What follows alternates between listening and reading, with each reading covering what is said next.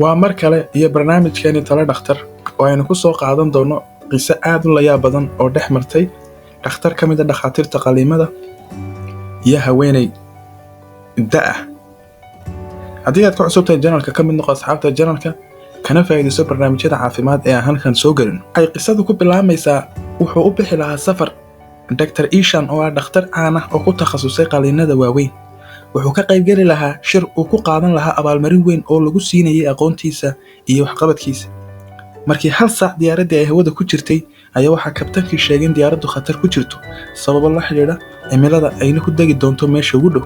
markii soo degtay diyaaraddii, Dr. Ishan wuxuu tegay qaybta macaamiisha ee airportka waxaana loo sheegay in meesha uu u socdo uu ku gaari karo gaari, sidaa awgeed gaari ayuu qaatay. cimilada oo sii xumaatay darteed oo baraf xoog la da'ayo ayay goor galab ah waxay ku khasbanaadeen inay tuulo yar seexdaan kadib markii la amray inaan safar la ogolayn baraf awgiis. kadibna waxa ay ku leexdeen guri waxayna ka codsadeen martigelin. waxaa soo dhaweysay qof dumar oo waayeel ah waxayna u keentay shaah iyo cunto. kadibna waxay ku tiri meeshaas iska seexda. waxay tukanaysay salaad badan waxayna baryaysay Allah. ilaahay ayay baryaysay iyadoo ilaahay baryadaada kuma khasaarin. maamo, waxaan aad ula yaabay deeqsinimadaada iyo akhlaaqdaada. waxaan rajaynayaa in ducadaada Allah uu aqbalo. waxay tiri waxaan Allah weydiistay oo dhan waan helay marka laga reebo hal arrin. midaasna waxaan rajaynayaa in Allah uu iga aqbali doono. adigana waxaan ku dardaarmayaa Allah inaad ka baqdo. wuxuu yiri dhakhtarkii, midda aad Allah ka sugayso maxay tahay ducadaasi? ama midaad ilaahay ka baryayso inaad heshaa maxay tahay? waxay tiri wiilkan waa agoon iyo raj. waxaan u ahay ayeeyo, wuu xanuunsan yahay. waxaa la yidhi xanuunkiisa waxaa fahmi kara Dr. Ishan, dhakhtarka caalamiga ah ee loo yaqaano Dr. Ishan. dhakhtarkii waa ooyey isagoo leh ducadaada ayaa diyaaradda fadhiisisay, ducadaada ayaa gaadhiga isoo saartay oo gurigaagay keentay oo roobka barafka ah keentay. qofkii Allah rumeeya oo ku kalsoonaada wax kasta waa ku kaafinaya. subxaan allah. qisadana waxayna tusaysaa qiimaha ay leedahay baryada Rabbi subxaanahu wa tacaala iyo inaad ilaahay ku kalsoonaato. qofkii Allah ku kalsoon isaga ayaa u soo kaxaynaya sababaha oo dhan.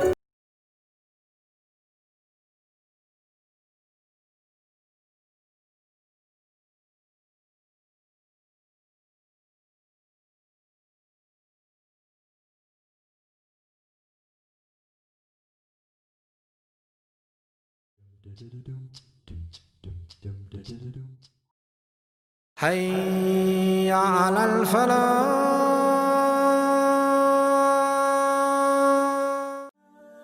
It's a very touching story. It also shows the love of Allah subhanahu wa ta'ala, the power of Allah subhanahu wa ta'ala.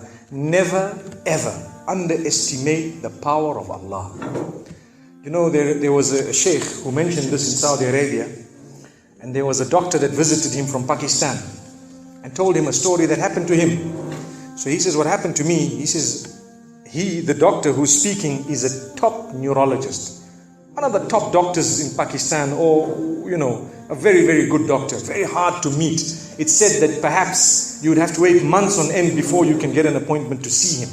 So what happened is, he says, I was flying from one city to another, a very busy man flying quite often within the country and perhaps even outside. And he says, suddenly the clouds built up.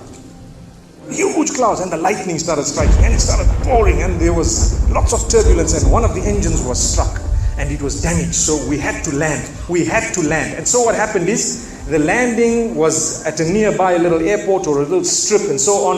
And when they landed there, it was a remote area. How are you going to repair this aircraft? A few people who were on it, it was a small plane, they were, quite surprised because they landed it in such a remote place. No one's there to repair it. They would have to wait, definitely. So the doctor asks the captain or the pilot that, you know what, how long are you going to be? He says, no, we're going to be quite long. Well, I need to get to that area. Look, he says, it's just a 3-hour drive by vehicle. So why don't you just go by road? And you know, you can go there and get there. He says, okay, good idea, because this is going to take long. So he decides to go on one of the tri-shows, you know, in Pakistan, one of the areas, wherever it was, and he jumped in. And as they started progressing, the clouds built again.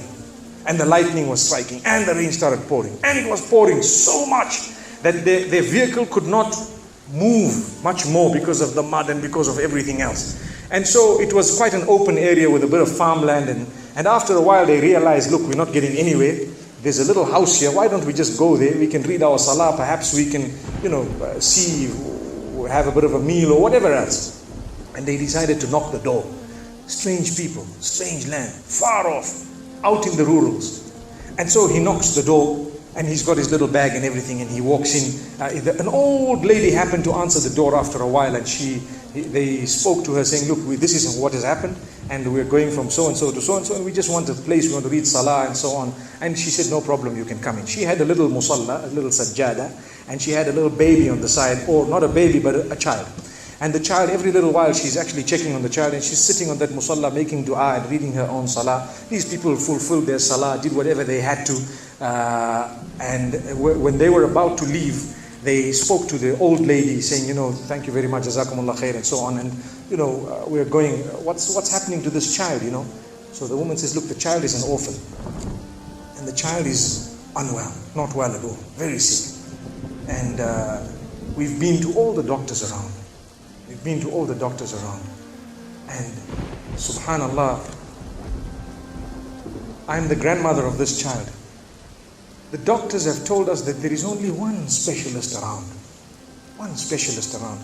who can help this child. And we tried to make an appointment, but they asked us to come 6 months later. And it's far away. I've been making dua to Allah ever since that day. Ya Allah, make it easy for us. The child is sick. Make it easy for us, Ya Allah. So the man says, what's the name of that specialist? So the granny says, it's Dr. Ishan. Immediately this doctor burst into tears.